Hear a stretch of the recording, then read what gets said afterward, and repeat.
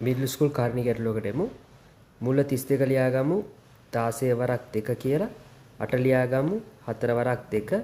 එහෙනම් පේනවාට පේනවා 4ක් එළියට යනවා 4යි මූල 2යි එකතු කිරීම 2ක් එළියට යනවා 2යි මූල 2යි. එහෙනම් ඔක්කොම 6යි මූල 2යි පළවෙනි ගානට.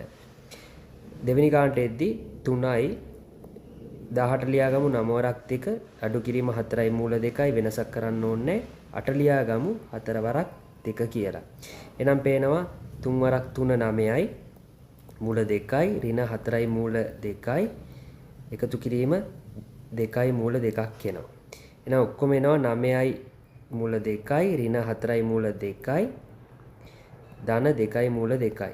ඔක්කොම 11යි 11න් 4ක් ගියාම 7යි මූල 2ක් මේ ගැටලුවට එනවා.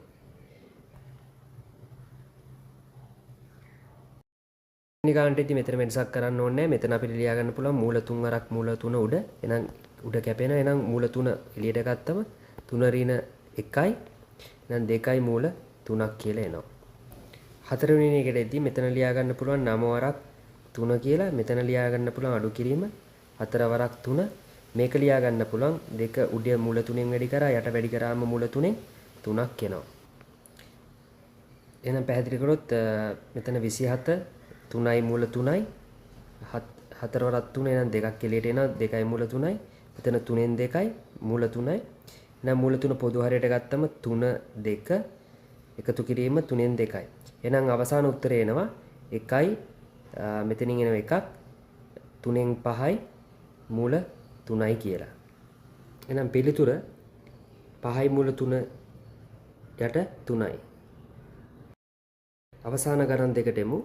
ඉතින් මෙතන 4 ලියා ගන්න පුළුවන් 2යි මූල 2 වැඩි කිරීම මූල 2 කියලා. ඒකට මේ විදිහට කපන්න පුළුවන්.